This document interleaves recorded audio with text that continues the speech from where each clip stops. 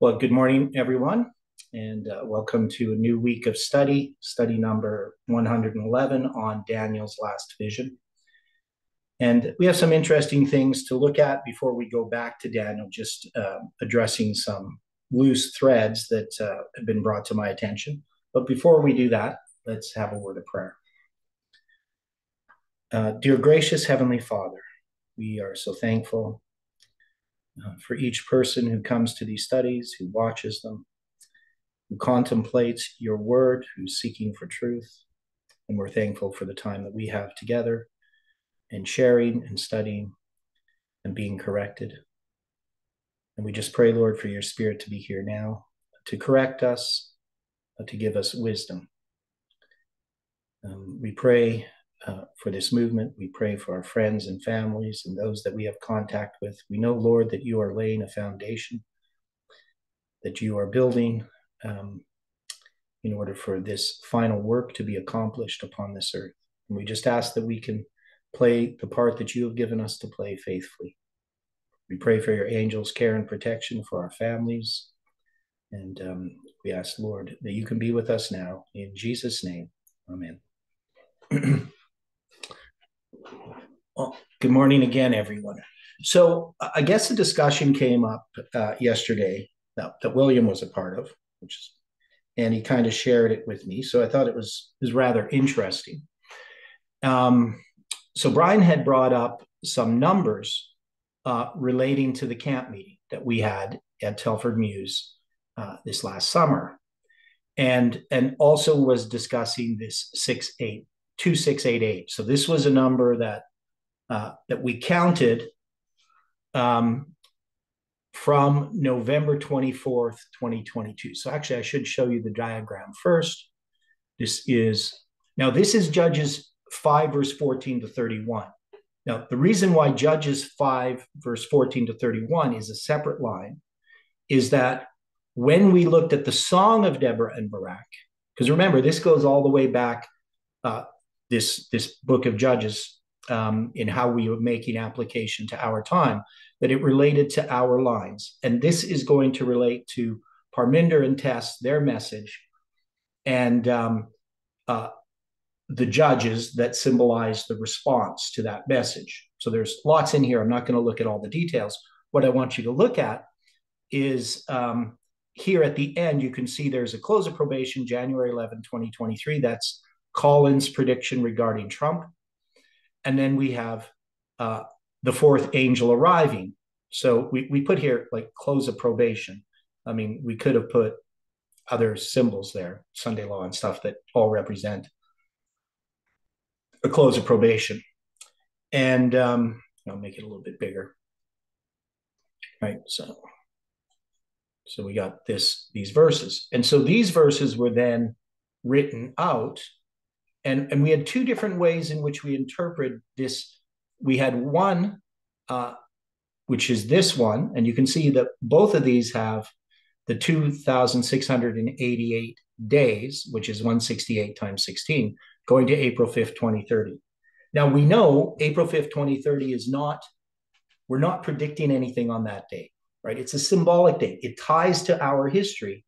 It's 2,300 lunar months from the first day of the first month in 1844. And it's the first day of the first month, also on the 187th year later. So it has the symbol of from the first day of the first month to the 10th day of the seventh month, but it also is the first day of the first month in 2030. So it's going to be this 67,320 days, and that's just 2,300 times 29.53010587, right? So if you take a lunar month and you multiply it by 2,300, you get 67,320. That's the number of days from the first day of the first month, okay? And there's other ways in which we established April 5th, 2030. But as we were dealing with Colin's prediction, we ended up with this November 24th date. I'm not going to go into all the details of it, but one of the things is it's going to be 589 days from July 18, 2020.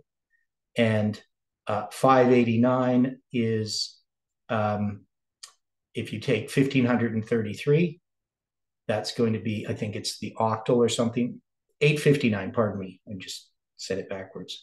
Now, there's 1,533 days from October 13th, 2018 to December 4th, 2022. And then from July 18, you get this November 4th, 2020. So 859 days. So that relates to this number. These numbers are related to each other.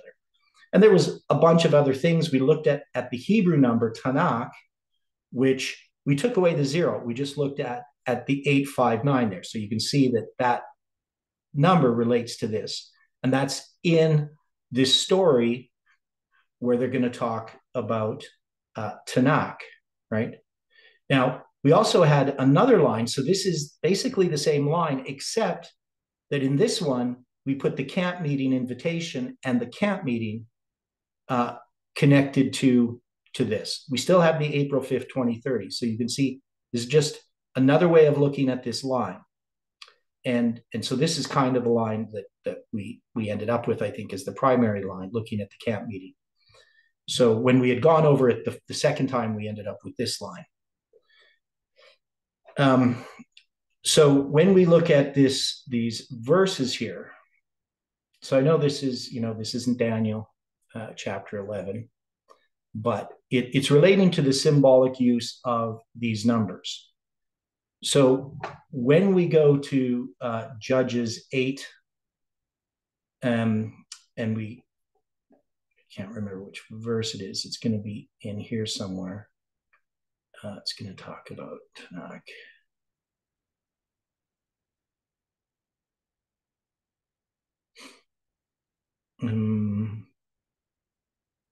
So it's going to be 8. So I got to go back here. This isn't the right place. Pardon me, it's not 8, it's 5. There we go. Went to the wrong place. So, yeah, none of that looked right. Okay. So they're going to have this battle. It's going to be sung about here. And it's going to be in, I'll do it this way.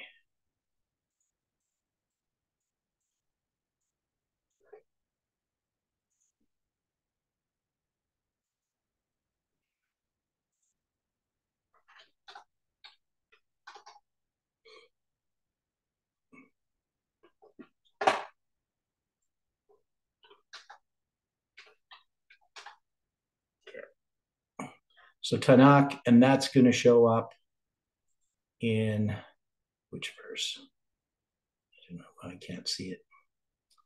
Oh, the waters of Megiddo is going to be by the waters of Megiddo. Yeah, so it's going to be Judges 5:19, right here. It's this.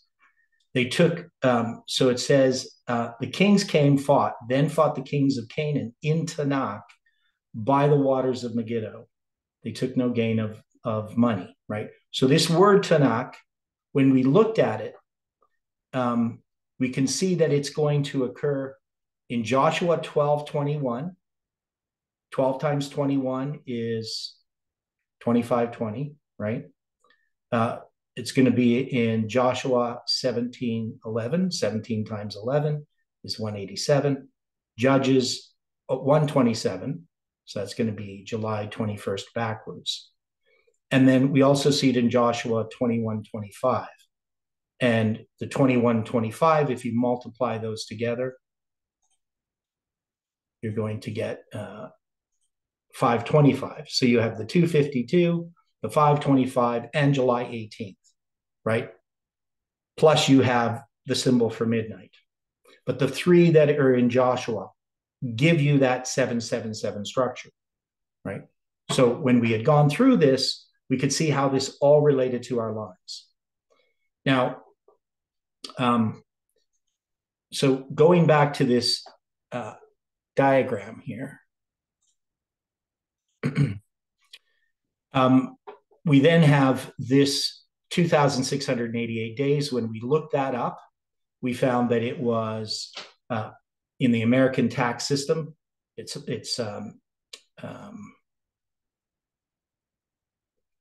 number. I can't remember what you call it, but it's like a file number for when you make an application for an additional extension of time to pay your taxes. So that's number 2688. And so we applied that symbolically to this movement, and we found if we counted from this November 24th, 2020 date, that it was 2,688 days, April 5th, 2030, which we already had. And we noticed it's also 168 times 16. So 168, the number of hours in a week. So it's basically 7 times 16 times 24, right? You would get that number. And then we had these camp meeting invitations. So I'm not going to go into all the detail about this, but I want to look at this number 2688. So go back here. Now, we may have looked at this before. Application for an additional time to file income taxes is what do I put? I think it's actually the one I said, application for an additional extension of time is how they worded it. But anyway, so we got 26. So when we look up this Hebrew number 2688, we're going to see that it's going to give up, and it'll make more sense once we actually look at this. But this word, Hazon Tamor, it means a division of the palm tree, right? Or dividing the date palm. Now, we know that the city of palm trees is Jericho, which represents the rebuilding of Jericho, which is a rejection of the 2520. And the dividing of the date palm would relate to the 2520. That is, there's division here, right? If you look at Strong's, it will say something similar. So that was Brown, Driver's Briggs. A division, that is perhaps row of the palm tree, right? So it's like a row or a division of the palm tree. And you can see it's taken from chatzatz, which means to chop, pierce, or sever, and from tamar, which means to be erect, which is like a palm tree, okay? And then we can also look at the Greek number. So the Greek number means demeanor or behavior, right? So it's neither good nor bad in behavior. It's just katsima means behavior, demeanor, properly a position or condition, okay? Now, the thing that's interesting is it comes from 2525 in the Greek. And you can see the 252 and the 525 in there, right? You should be able to see that quite clearly. So you can go 252 and 525 are in that number. So it relates to just our lines, just like we looked at there in the book of Judges. Now, what was brought up yesterday by Brian had to do with the Telford camp meeting. Now, he had done a simple calculation, and I'll just do it here for you. And he just took the date of the camp meeting. So the camp meeting begins, and the date that he's going to use is July 30th. No, so that's going to be the last day of the camp meeting, right? If I remember correctly. All right. He's also going to use the July 24 and do the same thing with it. Okay. Okay. So anyway, when we multiply it, we get this number 4830. Now we could see that that would relate to a Hebrew number, right? So now the first thing, what he did is he didn't look at it with the zero. He just took the zero off. So when he first looked at it, he presented this to William here. He's going to look at the Greek and the Hebrew. So it's 483 in the Greek, and you're going to get, and this is what he tried to focus upon. I don't know why that happens.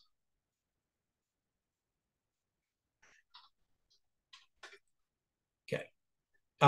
To dispute or refuse. Now, we actually made an invitation to the Canadian group and the American group. I invited Daniel Fontenot as a speaker, Joanne as a speaker,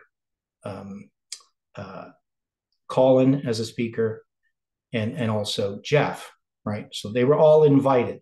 Now, they refused, right? And you can see this idea of contradict, deny, gainsay, speak against, right? So he looked at this. Now, if you add the 0, you get co-participant. So were they invited to partake of this camp meeting, according to our line? We'd have to say yes, but they refused, right? So if you had looked at the 0 and looked at it, you can see that this is actually speaking against what he's trying to portray by these numbers. Now, if I look at the Hebrew number, so the one he's going to look at, I'll look at first without the 0. He looks at the word speechless or dumb man, right? So if you look at Brown Drivers Briggs, it's going to give you a bit more information on that. And the idea is that it's mute, silent, dumb, unable to speak. So they chose not to speak about, like they didn't attend the camp meeting, so they refused, but they also chose not to speak, right? They were mute, silent and dumb. So that was a choice that they made. Now, if we add the 0 to this, you're going to see you're going to get pasturing, pasturage, shepherding, and it can refer to the flock as well. So you refer to the pasture, you can refer to the flock. That's what metonymy means, that just by relation. So the idea here is that we offered them an opportunity to all meet together, to study together, to feed, right? Because it comes from the word, a sense of feeding, right? And they refused, they were mute, right? And that was their demeanor, right? That was their behavior that actually is being spoken against. I hope I'm not being too harsh here, but when we look at this, how we use numbers, and this is really the point that I want to bring out, is that we need something that's solid so that we're not just coming up with whatever interpretation we want. And what did we do to establish our interpretation, our application of the camp meeting and April 5th and all these different dates? What did we use? What is our basis?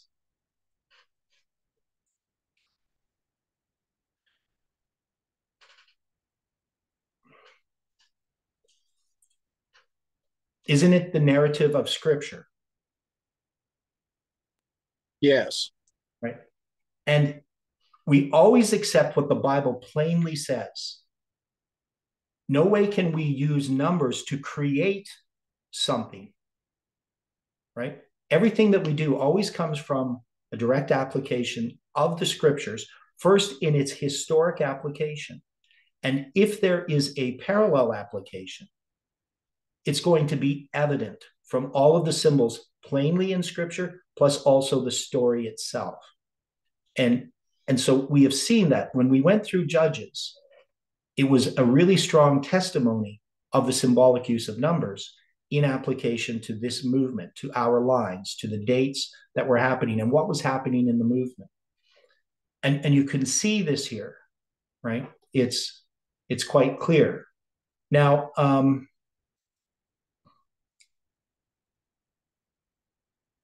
so what's my computer doing?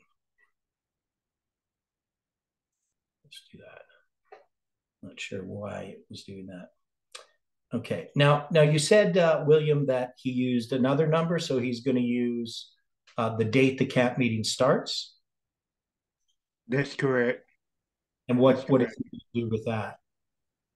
Let me get my notes. Let's see. So it starts on the 24th times 7. Yeah, it starts on the 24th. He did the same. He said 7 times 24 times 23. And I didn't get the number for that. So 7 times calculation. 24, of course, is going to be 168, right? Right. And then Right. you multiply that by 23. Right. He also used 6 times 14 times 46, which is Jeff's birthday. And he came up with that 83864. Okay, Jeff's birthday is what? It's 6 14 46. Okay, that's not Jeff's birthday. That's Trump's. Oh yeah, Trump's. I'm sorry. Excuse me. Okay, so 3864. So what did he do with this number? He just looked up the Hebrew numbers? Yeah, just looked at the Hebrew numbers because that's the one that he used for the 2520 to calculate the 2520. Okay, so we go 3864. 64.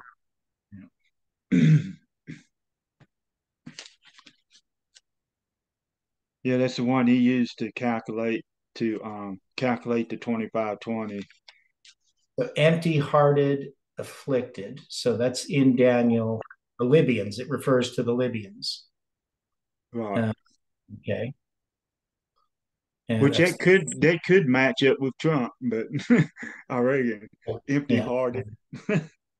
Yeah, I'm just not a fan of interpreting uh, things this way because he's kind of going backwards. He's trying to yeah, I'm not sure what's his interpretation is here.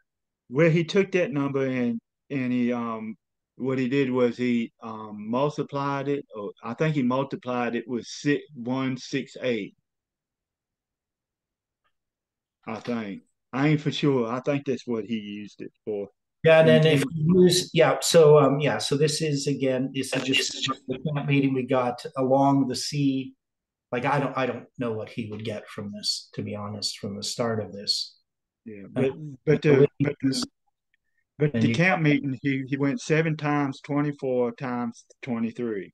yeah, which I did.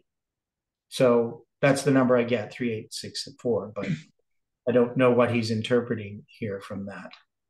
I mean, maybe there's something. But anyway, I just wanted to take a quick look at that.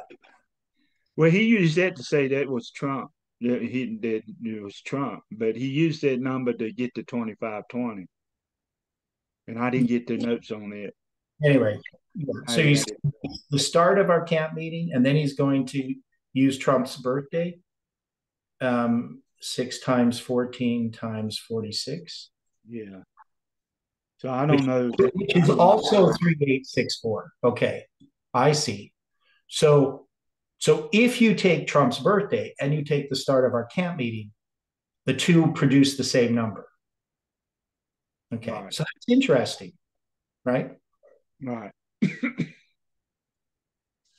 So I'm not sure how he's interpreting it, how that speaks against us. Well, I, he used it to calculate the 2520. What he was doing. yeah, He either took 168 and subtracted or multiplied it, and it came out 2520. Which that wouldn't come out 2520. But I can't remember which number he used to calculate for the 2520. Stephen, do you have any ideas what he could have been doing? 3864, how that would relate to the 2520? I have no idea. So, I could be wrong on that is too. Trump's birthday is June 14th, 1946, right? So it Right. produces this number 3864. And then we also take the start of the camp meeting, 7 times 24 times 23, and you still get that same number, right? Right. So pretty interesting that the start of our camp meeting has these, and the end of our camp meetings has the symbols attached to it relating to these Hebrew numbers. But he has something to do with the 2520 here. Yeah, I can't What it would be. I can't remember which numbers he used to calculate that 2520. So Well, My brain ain't all together, so I don't know. But he used a 2520 somehow or another. With those numbers, I don't know how he can. I mean, there's not really a relationship to it. Yeah. Okay. It might be different numbers. I might be mistaken on that part, but Yeah, it does come out. It does come out to that 3864, which is Trump's. right. So the thing is, our camp meeting, the start of our camp meeting, the date for that, the fact that it connects to the birthday of Trump with the same Hebrew number, I think is interesting. We'd have to see what that number means more. Um, so I don't know at this point. Okay. Okay. So we want to go back to Daniel. So hopefully that a little excursion there was profitable. So one is, that the problem that Brian's going to have if he accepts what Jeff is teaching. Of course, Jeff is saying we can't do any of this with these dates, with these numbers. And but there are people in the movement now who are just saying, well, we don't want to have to deal with numbers. It's nice that we don't have to anymore, right? In following Jeff. But we still have people like Brian, or Brian as he likes to be called, to deal with symbols and numbers, and Colin as well, right? So, I don't really understand that. To me, it's inconsistent. Either we can use these numbers or not. Either we had light in this movement since 2012 that led up to July 18, 2020, and all what we see happening now, or that was all just a deception of Satan. And so that's something that people have to decide for themselves. But I don't see the logical consistency if you're going to follow Jeff, that you're still going to be using numbers. You pretty much have to just reject numbers if you're going to follow what Jeff is saying. Now, so we're back at Daniel chapter 11. And of course, we started moving past this verse 16 into verse 17 and 18. And some reason, that's the file I need to open. And so what is it that we are, what is it? So can somebody give just a quick summation of what it is we're doing in Daniel 11 right now?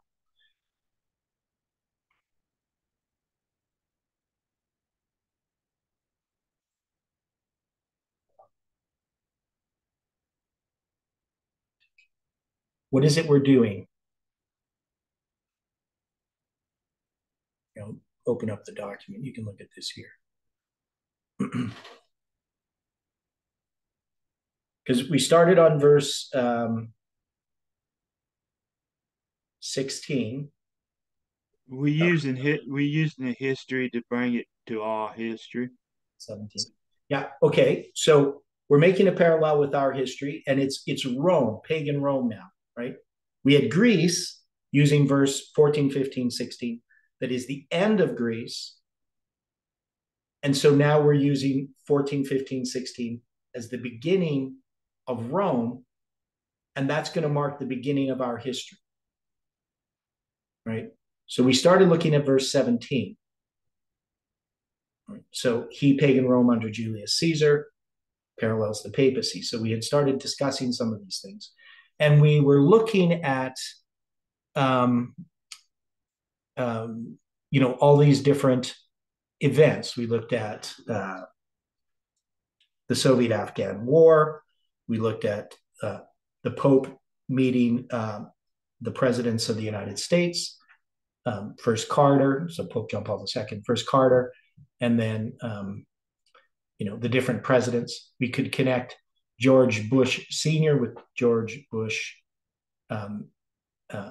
the inauguration there. So there was all kinds of numerical symbols that we could establish that the interpretation that we have makes sense, that we can go back and look at Rome, the rise of Rome, when Rome exalts itself to establish the vision as the period before November 9th, 1989.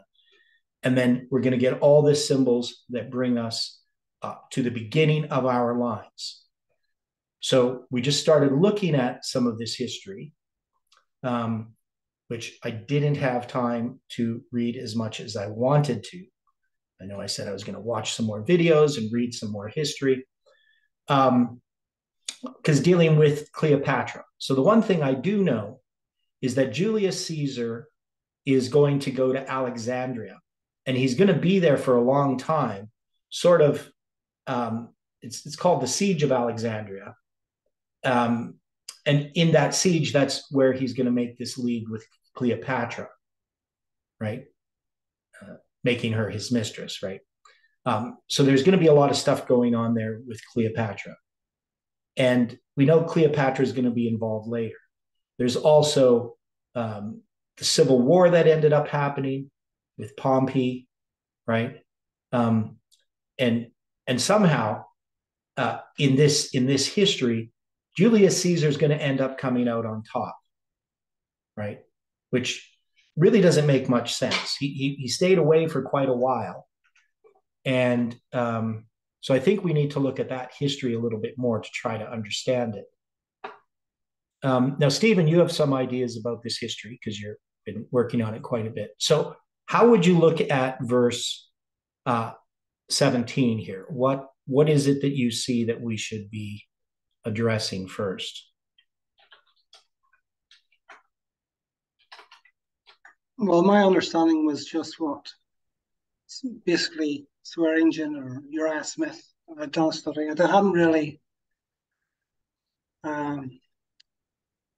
expanded more on them verses other than what they had said. Well, that's good. So what did they say?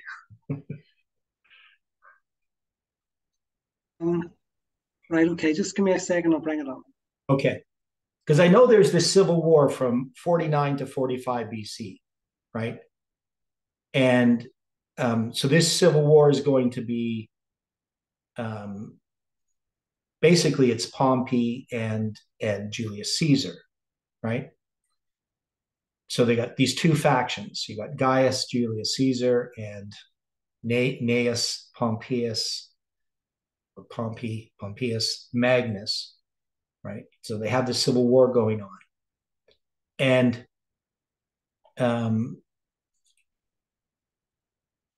so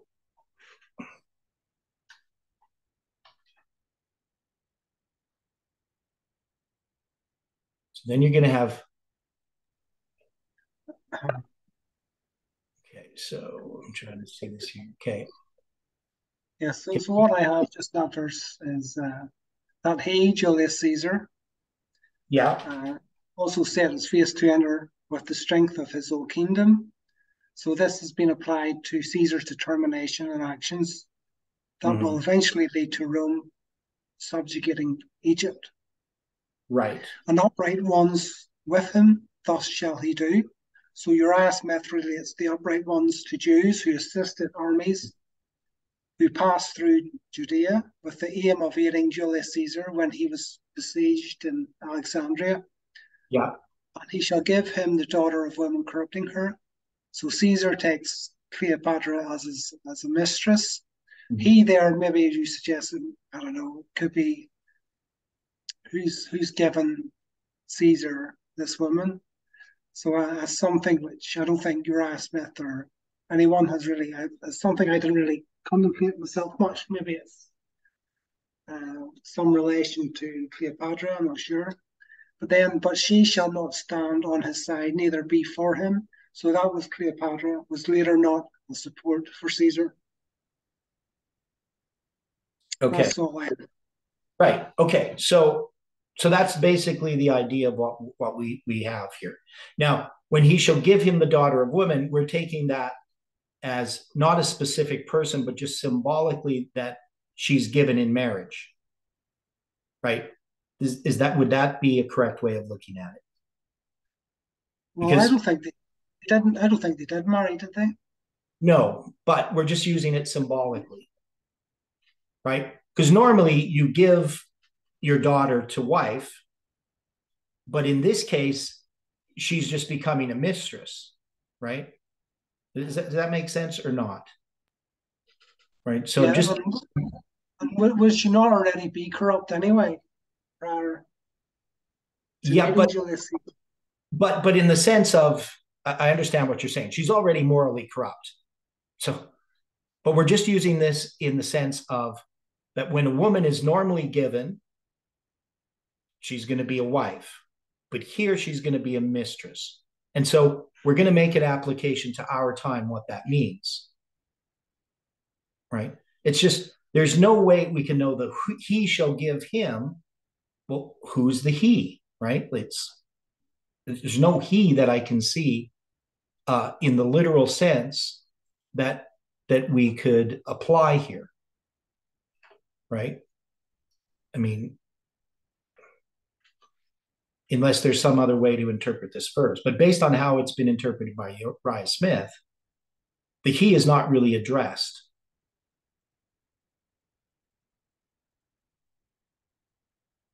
Right? Who that would be. So I'm just saying it's just a kind of an expression. She's given to Julius Caesar, but she's just good mistress, right? So yeah. Wouldn't that be Pharaoh, one of the pharaohs who give him, wouldn't that be the he? No, there's no he in the history.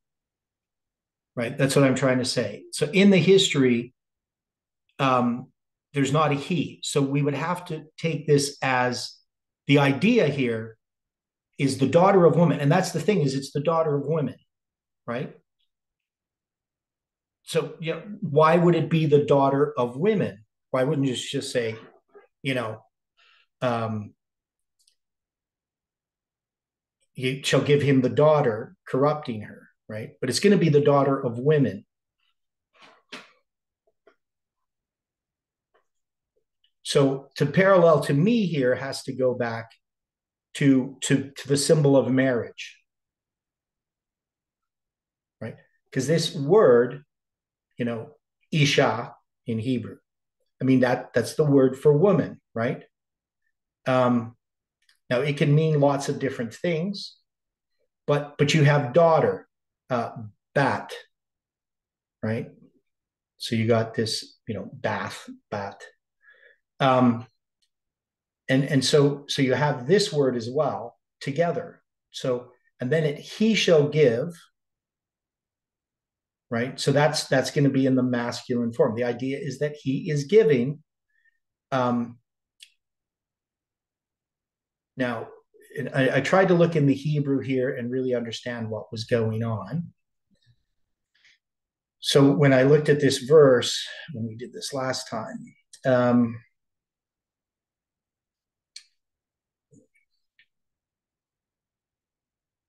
it's kind of obscure. So maybe there's something here that we.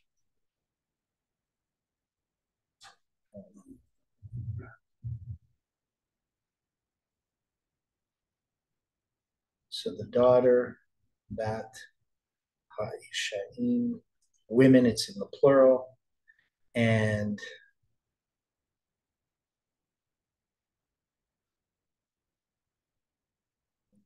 Natan.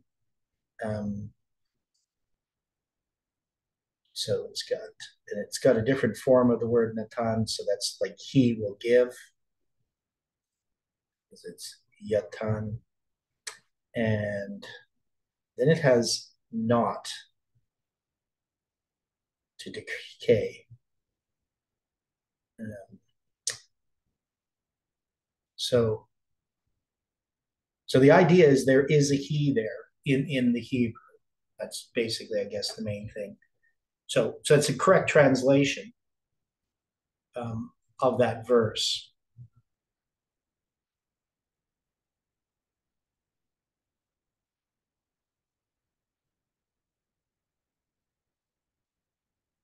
Yeah, because what's that? Swearingen, he says after landing in Egypt, Caesar would learn that Cleopatra had been involved in a dynastic war with her husband and brother. So their she married her brother. Ptolemy the 12th, Theos Philopator. So taking up residence in the royal palace of Alexandria, he would decree that Cleopatra and Ptolemy should reign jointly. So he's kind of like trying to arbitrate, sort of bring them together. And then he mentions about the, after bringing about this reconciliation between the king and queen, Caesar would make Cleopatra his mistress as a show of power, taking the daughter of women and corrupting her. So that's his. Okay. But he doesn't say who that he is in any way, whether that would be her husband or anything, or yeah, sure. yeah. So you have other people involved here, but the idea. So in Young's literal translation, it says, "And he hath wrought, and the daughter of woman he giveth to him to corrupt her, and she doth not stand, nor is for him." Now, this idea that he had wrought, when we look at, I don't know why that's showing up.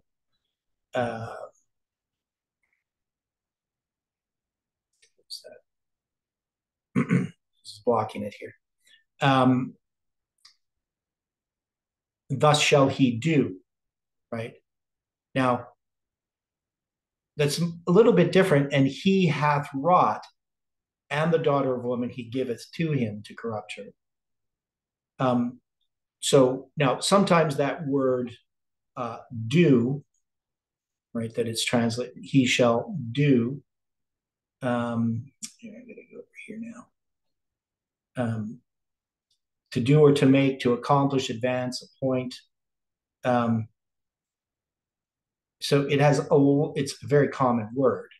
I mean, it occurs 2,633 times in the Hebrew Old Testament. So it's a very, very common word. But here's thus shall he do, or the idea that he shall do. So the thus, I don't think, is implied in the Hebrew, right? So it's something, because it's just a vav. It's just a consecutive vav. So, and he hath wrought, or thus shall he do. So thus shall he do, I don't think makes sense. Just from the Hebrew itself. So when he hath wrought or has done, so once he has done, and the daughter of woman he giveth to him, is what it says is Young, and the daughter of woman he giveth to him to corrupt her. So, I mean, what is the idea that maybe the he could refer to God overseeing this event? Any ideas about that? Or what about even Satan?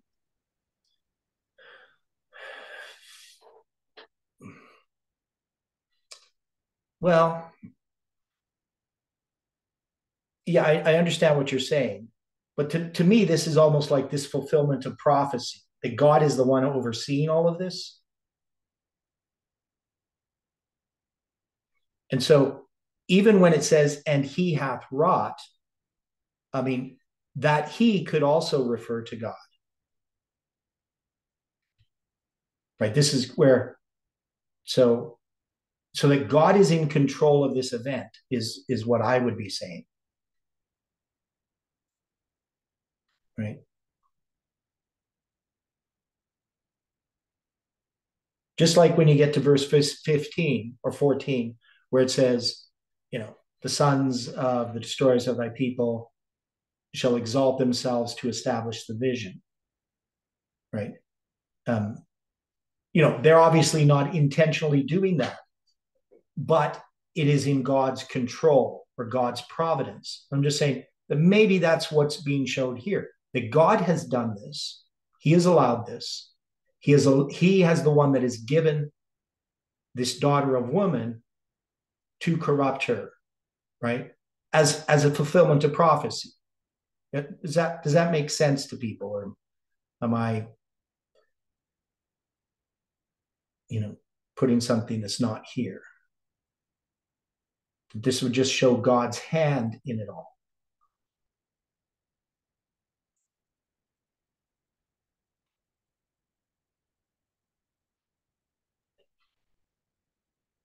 Ultimately, God has seen it.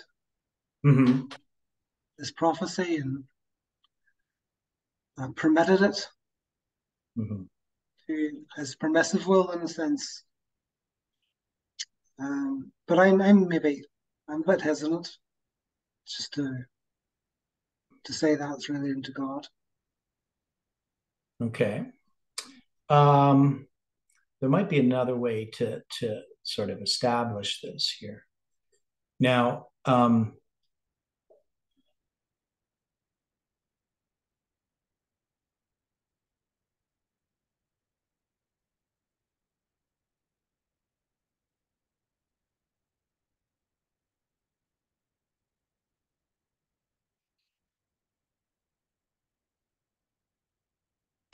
so this word, 6213, I'm just going to look at this word, its use. Let's see.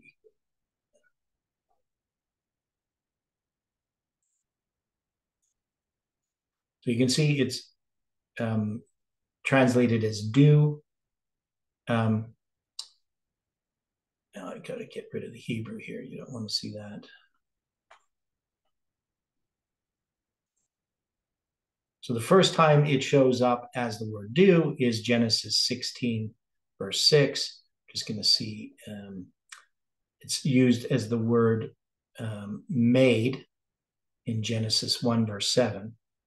So God made the firmament, and as done, what the Lord said unto the woman, what is it that thou hast done, right? So we can see it in use of God. We can see it in use of the woman. We can see it here. Thus did Noah, according to all. So did, it shows up first in Genesis 6:22. And then make, 1:26 in Genesis 1:26. God says, let us make man in our image. As the word wrought, in Genesis 34, verse 7, the sons of Jacob came out of the field where they heard it, were grieved. And it says, which thing ought not to be done. So because he hath wrought folly in Israel, so we can see it in a negative sense of action, doeth. So that's going to be Genesis 31:12. Offer in Exodus, keep, committed. It's in Leviticus 18, deal, right? So it's got lots of different ways it's translated. Now, the ones that are interesting here, well, you got Genesis 19:19 showed. But if we go back to this first one, what does 16:6 represent as a symbol? Just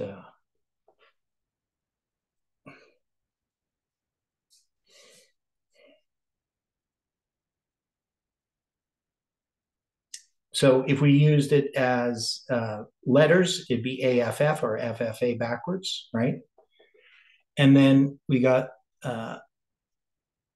this one, of course, 1:7. That's going to be creation, right? 7 days.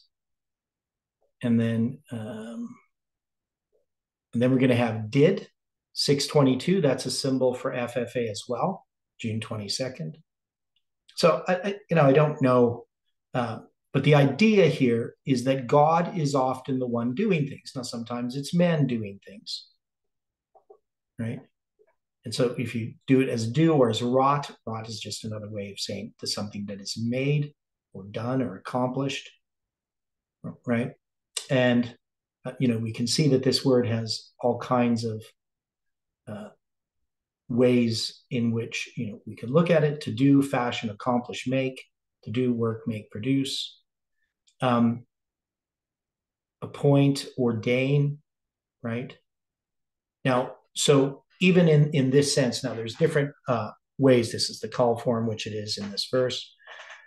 It's not the if all done form. So this just means that he wrought. So if we go back to this verse, Daniel chapter 11, verse 17, and right, and so it says, and thus shall he do. But we could take this as, and God had ordained, right, and he shall give him the daughter of women, right? So, and the idea of the sentence structure here is it's not as clear as looks like in the King James. So when you look at the Hebrew, I'll just show you here what you look for is in Hebrew, you're going to see these, they just show this as a line. You see this, if you can see that. This is the word rot, ein, shin, he, right? Reading from right to left. And in front of it is just this line. That's a vav. And that just means and, right? So when you see a vav, and he shall rot, and the daughter of woman shall he give to corrupt her, right? And not shall she stand, and not to exist is what it literally says. But so you understand what I'm saying here. So there is no reason that you would say that this here is part of this sentence, right? Because once you have a vav, it's a new clause, right? So to attach this that and thus shall he rot, thus shall he do, to attach it to what happened before, there's no reason to. It could just say, and God has ordained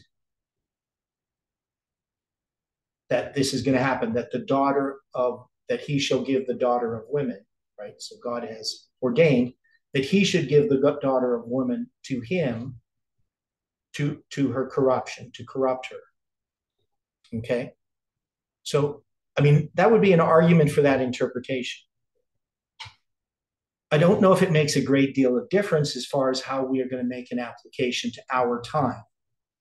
But the main thing that I would see is that this woman is being given here, Cleopatra, to Julius Caesar, right? And normally when you're going to give a daughter of women, that would be in marriage. But in this case, it's going to be in her corruption, right? Making her his mistress. And if we're going to make an application to our time, we would have to see how that plays out, in where we're going to place this and what event this would be in our history. Is that helpful? Any thoughts on that?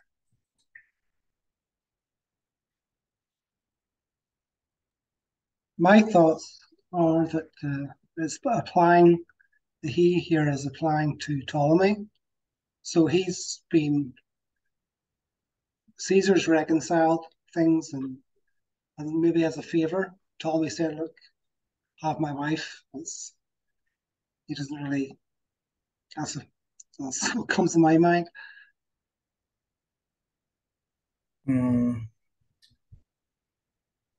Okay, I mean, that's possible too, right? So, but does that really directly happen? Is that how you understand that's happens? Well, I've no real substantial evidence for that. I'm just going by what Swearengen's saying, that Caesar's been an arbiter of this here dynastic war and reconcile things. So he has done something which could be seen as favourable.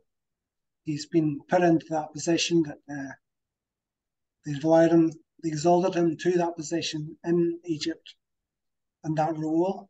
And maybe, is there any payment for Caesar for doing that? Okay. Well, I just think that would maybe. Yeah. It's. I mean, when I look at the history, it's kind of confusing exactly. I mean, she's obviously Egyptian, right? She's born in 69 BC to the ruling Ptolemaic pharaoh Ptolemy the 12th. She has an uncertain mother, presumably Ptolemy the 12th's wife, Cleopatra the 5th Tryphena, who may have been the same person as Cleopatra the 6th Tryphena, the mother of Cleopatra's older sister, Berenice the 4th Epiphania. So you got all these people with these similar names. So it becomes a little bit. So she married her brother Ptolemy the 14th, right? So he is the husband. So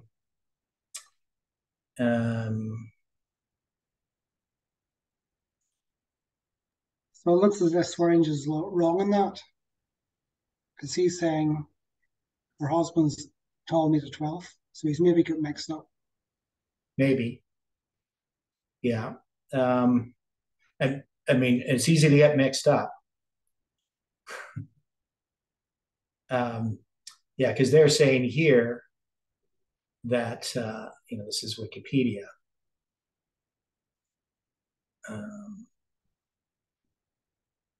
So that Ptolemy the 12th is actually the father of Cleopatra.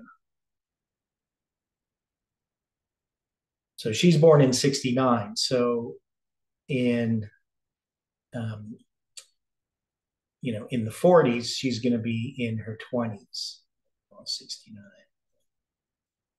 Right. So she's going to be 20 years old in 49 BC when the Civil War is going on. So she's just going to be in her early 20s.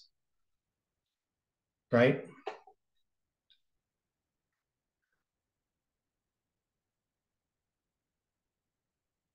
And that's Cleopatra the 7th. Wish these people had a bit more imagination when it comes to naming their kids.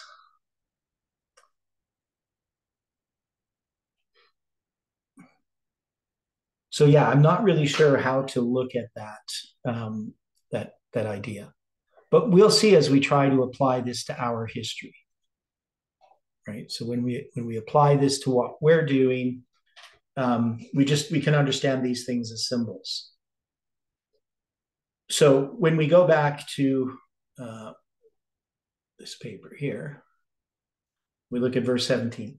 So we're saying in our application that this has to do with the work of papacy, because Rome is representing the papacy. That is, pagan Rome is representing the papacy in our application to put this on our lines. Now they're going to set his face to enter Egypt, and we have Egypt here. That should be in black because that was the historical application.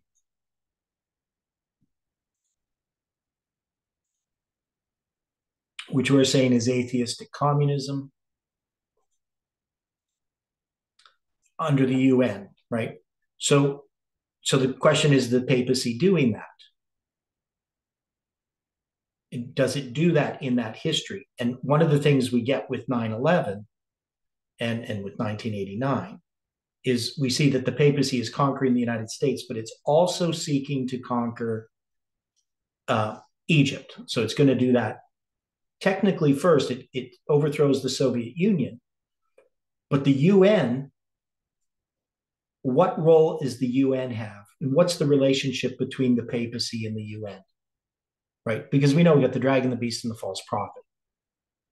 And it's through the United States primarily that we see, I don't know what's going on here. Let's do this way. There we go.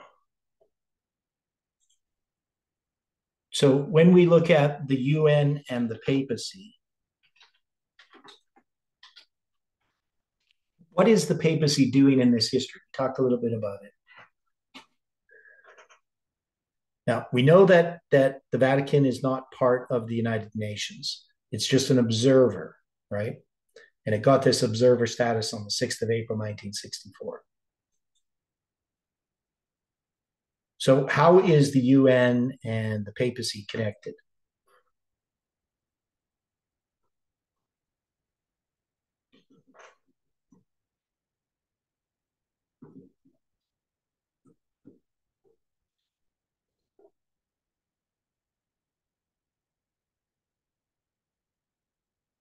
Okay, so one thing we can say, in 1919, there's a conference at the League of Nations, and a motion was proposed to encourage international cooperation with the Holy See, as they call it. The motion, encouraged by delegations in Belgium and Switzerland, was adopted by a majority of participants, although it met resistance from the United Kingdom and Italy. Reports indicated that the Holy See regretted its exclusion and wished to be admitted to the League of Nations. In 1923, however, the Holy See took a different position and stated that its only competency was in matters of elucidation of questions of principle in morality and public international law. In 1924, the Holy See received an invitation from the British delegate to become a member of the League, but this proposition received no official reaction from other member states. So, and when it became clear that the ongoing territorial dispute with Italy, resolved with the 1929's Lateran Treaty, precluded it from joining the League. So this is the League of Nations, which is the precursor to the UN. So it's not officially part of the UN, right? It's a permanent observer state, right? April 6, 1964.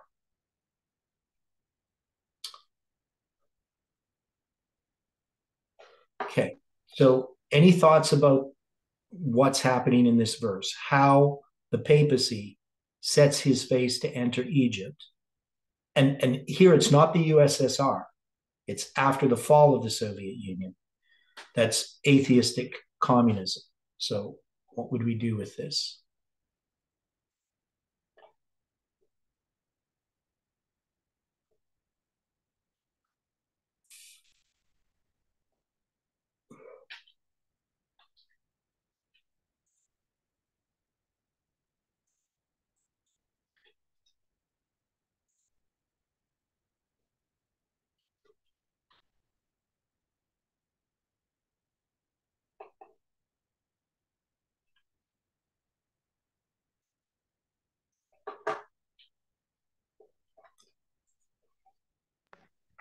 Is this time in 1989, 1990? Yeah. I think we can see certain nations which were aligned with the Soviet Union. We see that democracy is coming in these countries, because a lot of countries like here in Africa, they are one-party state. And we find that from that period of time, we find that these nations now, there's multipartyism which is being established. Okay.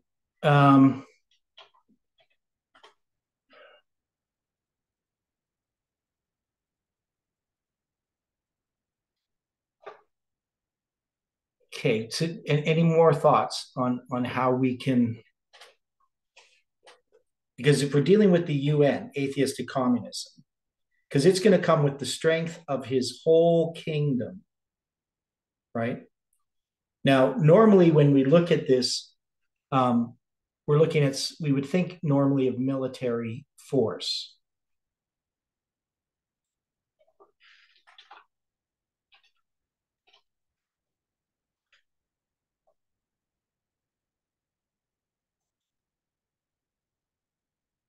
So this is authority, power, strength, energy. So this, right? So if we're looking at this, this is more about authority, right?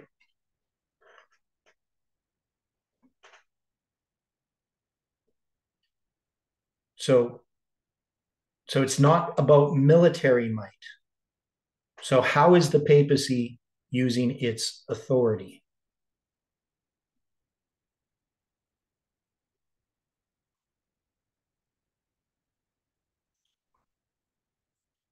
What authority does the papacy actually have?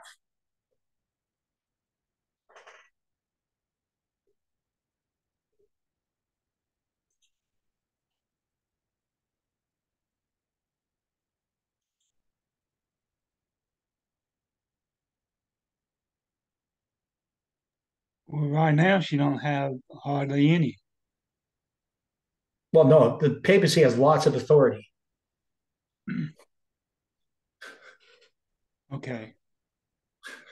Has lots. I mean, what does it control? Church. Yeah, it's religious authority, right? It doesn't have a lot of political authority or military might, but it definitely has lots of religious authority. Well, you have sort of military orders within the Roman Catholic Church, you know, the Knights of Columbus, the Knights of Malta, and so forth. Yeah, And they I are used to high up play in, hockey for a Knights of Columbus team. and you But have yeah, and you have economic might as well connected with a lot of them.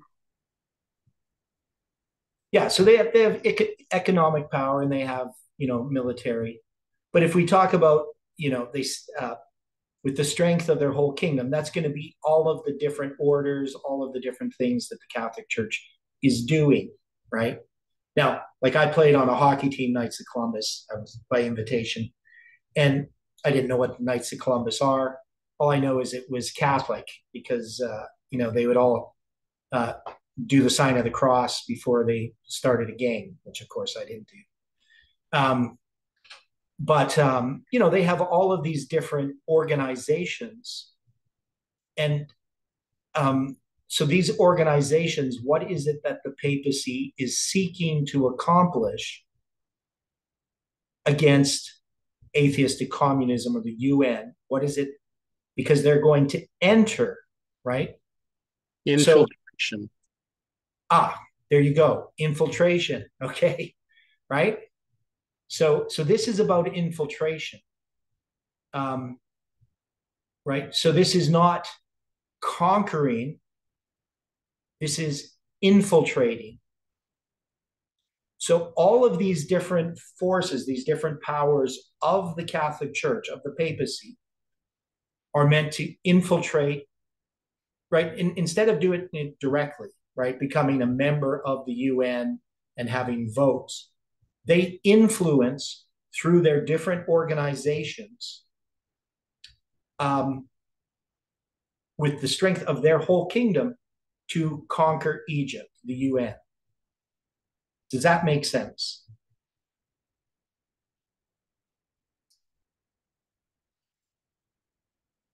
Okay. Yeah. So this is the infiltration that we see of not just the Jesuits, but even these other little minor things, you know, like the Knights of Columbus. You know, it's just, to me, it was just a hockey team. You know, it was through St. Francis, the school that was a block from my house, right? So, but yet they're infiltrating society, right, through these different types of organizations. They're pushing the Catholic agenda in all different kinds of ways, right? So that's the strength, that's the authority that they have, right? Their kingdom is a religious kingdom primarily. Now, of course, you know, historically, this is Rome, which is a military power. But if we apply it to our history, we can see that this is this religious power, the papacy. Pagan Rome is typifying the papacy, you know, papal Rome. Okay. Now, then it says, and upright ones with him, right? So we're going to see the Jewish forces are going to be loyal to Caesar, led by Antipater. But in our history, who is then being infiltrated? Who are the upright ones that we would be speaking of here? Would it be the Protestants? Okay. So the upright ones here, I'm just going to put that this is the Jews, you know, in the application originally, which is going to equal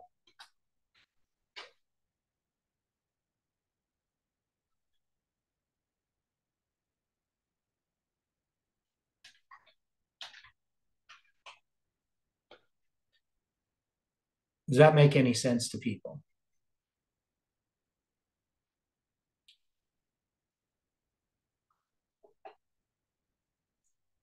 Anybody not like that? Does anybody like it?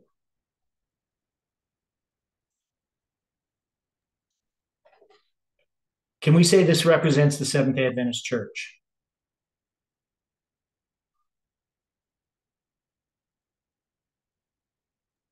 That's what came to my mind. Yeah. Now, one thing that we can do with this is when we deal with spiritual formation, right? So when we have these season makes sense? I'm not sure. SDA, okay. I thought that was just a typo. Okay, so the Jews represent the Seventh-day Adventists. With him, that is, the Jewish forces loyal to Caesar, led by Antipater, right? So here, now,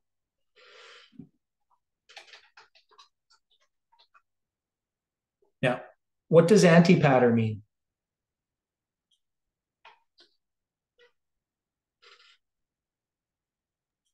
Against the Father. Yeah.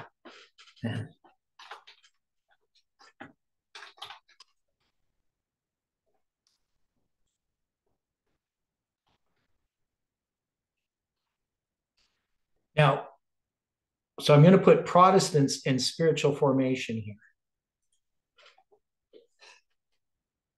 So has the Seventh-day Adventist Church adjoined the papacy, right, through the Protestant churches through spiritual formation in September of 2001? Yeah.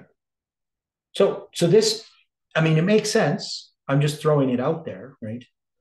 But we can see that Antipater means against the Father. That would be Protestants. They're opposed to the papacy, right? So Antipater would just be another way of saying Protestant. They're protesting against the Catholic Church.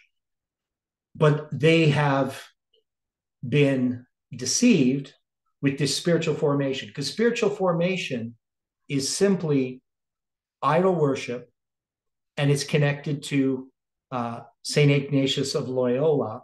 We'll call him Saint Ignatius, but Ignatius of Loyola, who and what does he bring that's connected with spiritual formation?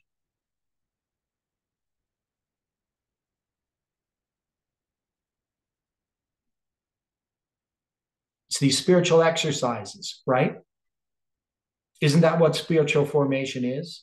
Just another Jesuit type of mysticism? Am I wrong there? Yes. No. I'm wrong?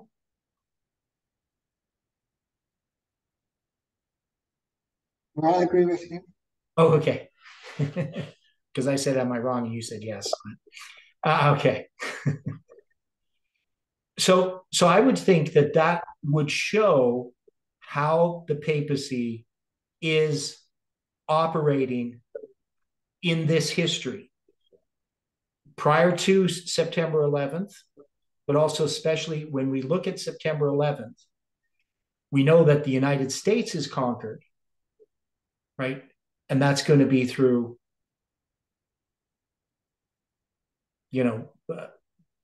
partly spiritual formation, but other things, the law, right? What happens with the Patriot Act, that's part of this connection. So, but we also see the spiritual formation part of things, right? So that's a religious idea that has infected the Protestants because they've fallen, they become daughters of the papacy, right? So we're going to see here, it says, thus shall he do. So we've discussed this a little bit. But I don't know if I like that begin the Roman subjugation of Egypt, because I still don't think that this connects to like in the historical application. This just, to me, this illustrates God's providence. But I'll leave it there for now. And then he shall give him the daughter of women. So we have Cleopatra. So that's literally what's there. So can we see a connection with what's happening in this idea of the Seventh-day Adventists, the Protestants, spiritual formation, and then this daughter of women? So what's a daughter of women?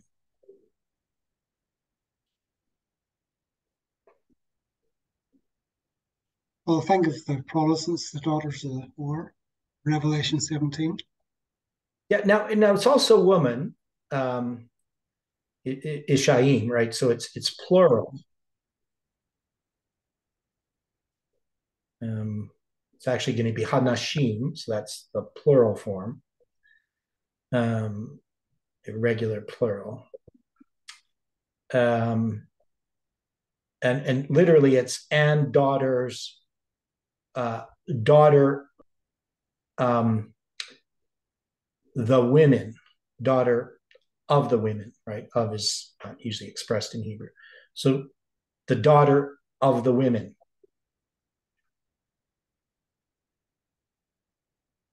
Okay. So, and what did you say again, Stephen? How did you word that? Well, you have in Revelation 17, the whore and then her daughters. Right. Yeah. So you have the Revelation 17, the woman, the whore, Babylon the Great, the mother of harlots, the abominations of the earth, right? And her daughters, right? So we see that the daughters here would refer to the Protestant churches as well. But so the way that I would look at this, so the way that I would try to understand this passage in its historical sense, because I'm going to say, I'm going to translate this differently. I'm going to say, and thus shall he do would be, because I'm going to go with my interpretation of this here. I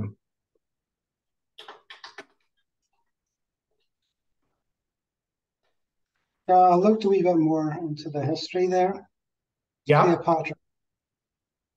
And Caesar gave her marriage to, I think it was her younger brother. I think he was at 14.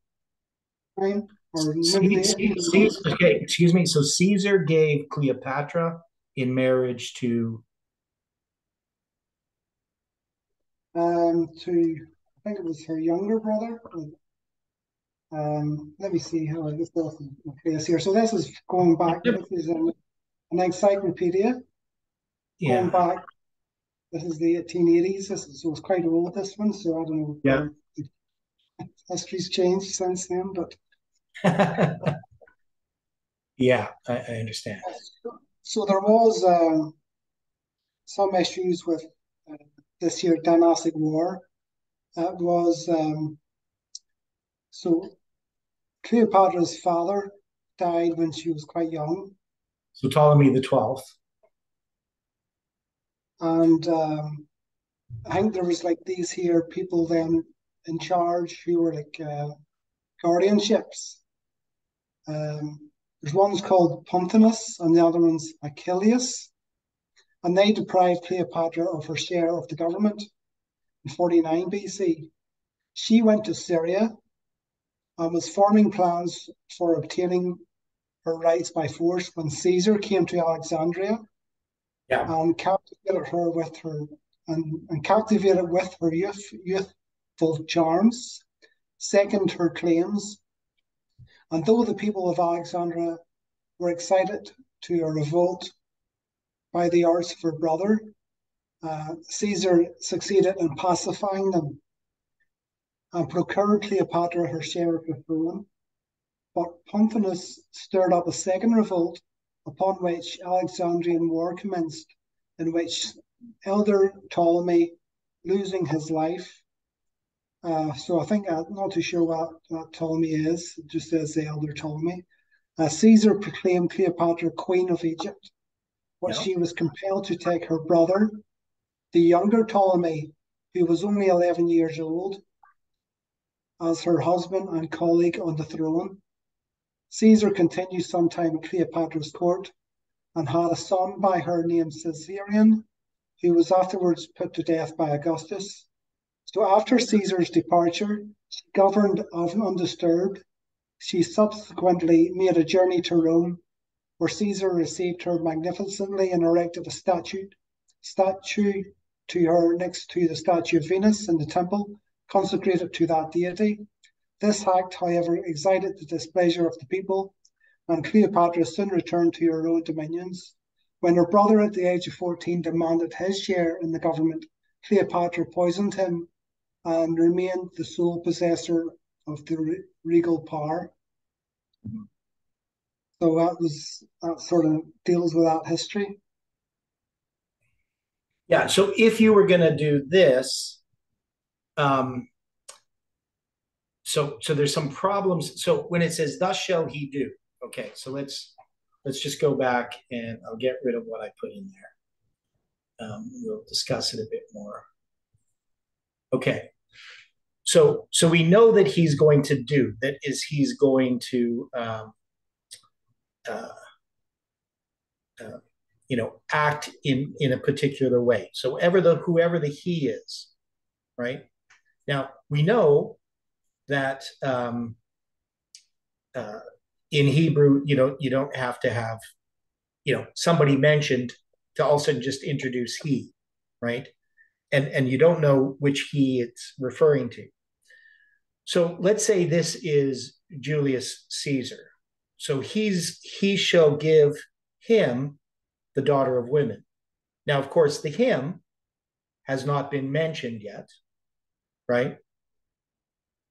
So you're saying that we could make this that Julius Caesar is giving the brother of Cleopatra or Cleopatra as a wife. Is that what you're saying? I wasn't saying that. I was just reading what the book was saying. Okay. But I hadn't thought about that. This may be something worth. But we're answering the question of like who gave Cleopatra to who, right? That's kind of the question. And so I still like the idea that the he is really that God is overseeing, that this is referring to God's providence, and that God gives this daughter of women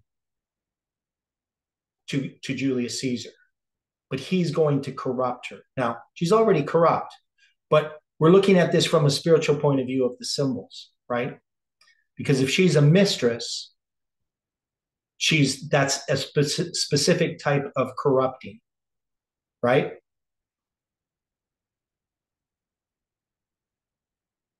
So there's something here that we need to see. How we're going to sort through it, I don't know. But she shall not stand by his side. So we know that she's not going to support him later, right? She's not going to be for him. And this word stand, this is that word stand that we run into all the time. So with here, I just got to look this up again in here because I'm trying to look at what these. So yeah, so the 5975, right? That's the one it is.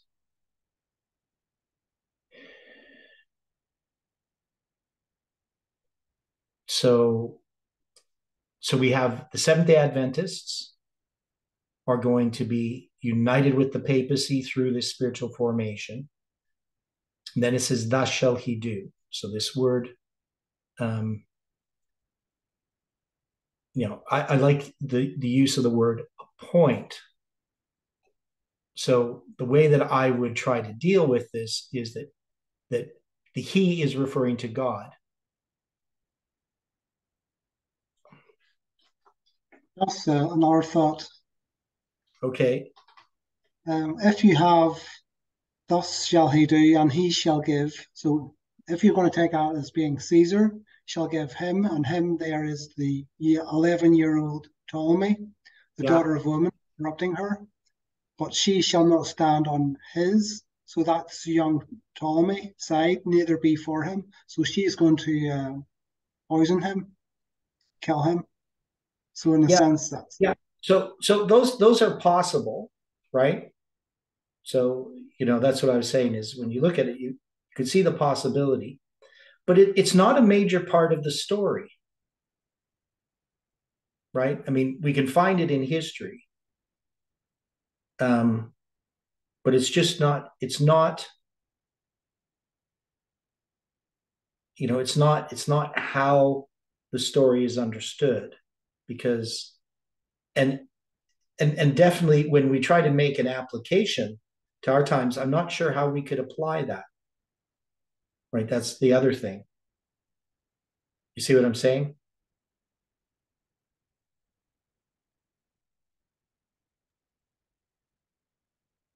Unless you could think of an application document, which I can't at the moment. But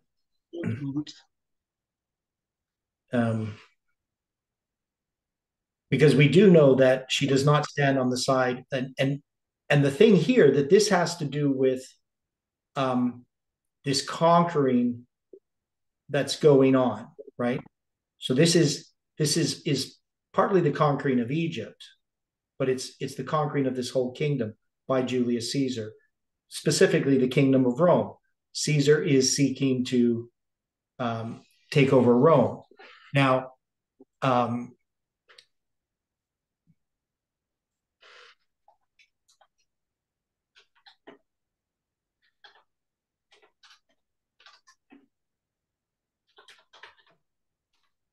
okay, so when we look at that history of what's going to happen with the Civil War, I'm going to just try.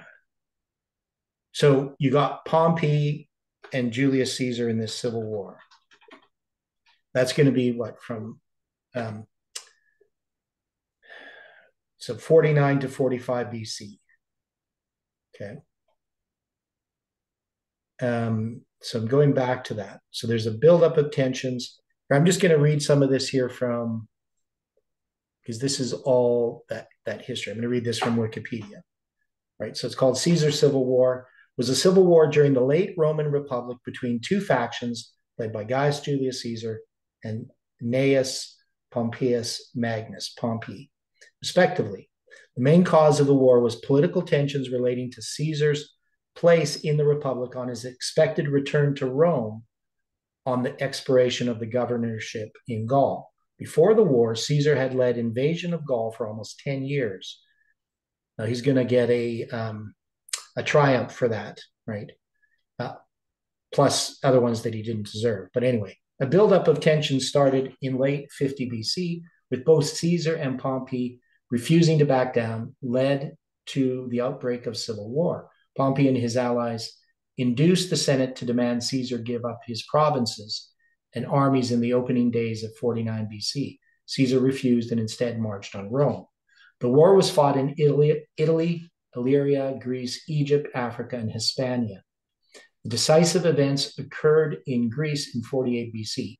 Pompey defeated Caesar in the Battle of Dyrrhachium, but the subsequent larger battle of Pharsalus was won by Caesar, and Pompey's army disintegrated. Many prominent supporters of Pompey, termed Pompeians, surrendered after the battle, such as Marcus Junius Brutus, Cicero, etc. Pompey fled to Egypt, where he was assassinated upon arrival. Okay.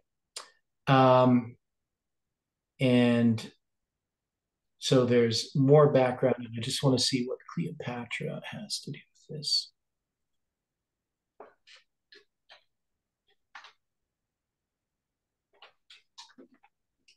Okay, so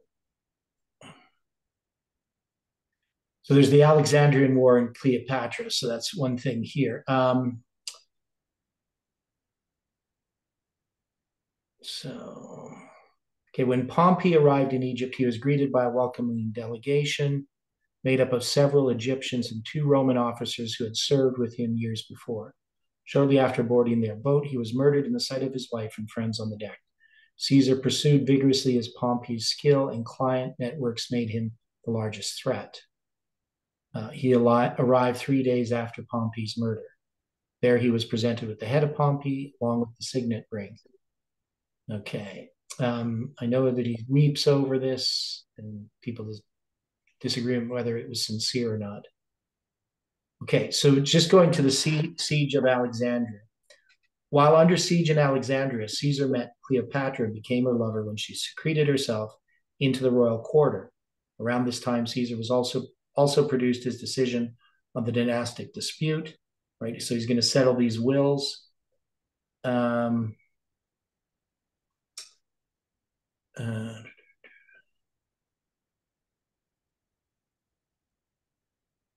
Yeah, I know I need to know this history better. So when we look at this, I'm going to go back here. So I don't know if that gave us anything really to help us. But when we look at this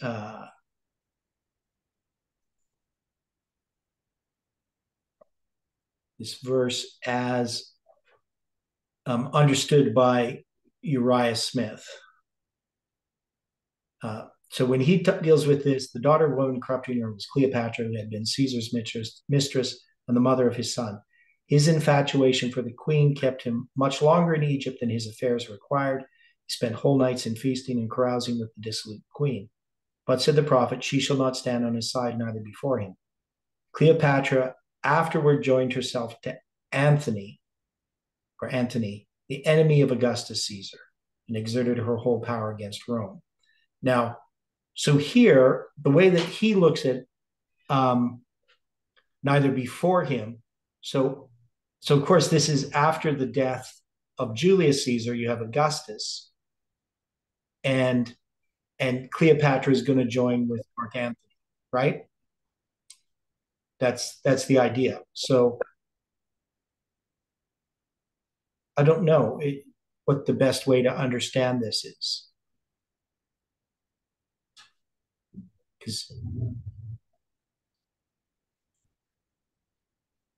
But that's how it was understood. Any thoughts about that?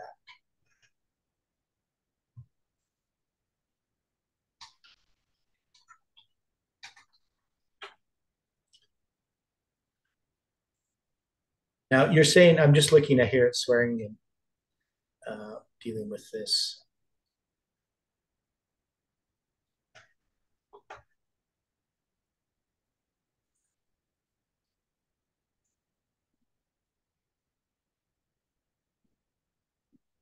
So when we deal with his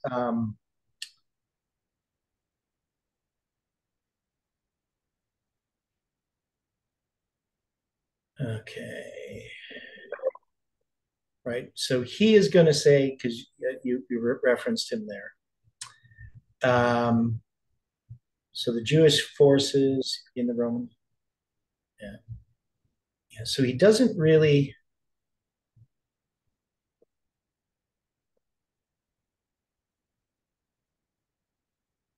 Doesn't give us enough information here, at least not for me.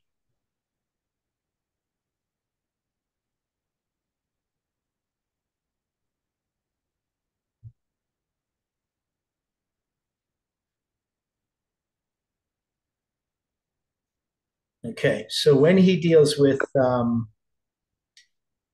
I'm going to read Swearingen. We'll look at this. Actually, our time is up. So we're going to come back to this tomorrow. We're going to look at what Swearingen says about these passages. Okay, sorry, I got carried away. Okay, let's close in prayer. Dear Father in heaven, thank you for the study this morning. We ask for your continued help in all that we do, and help us as we study on our own to understand these things clearly. Bless each person, we pray and ask in Jesus' name.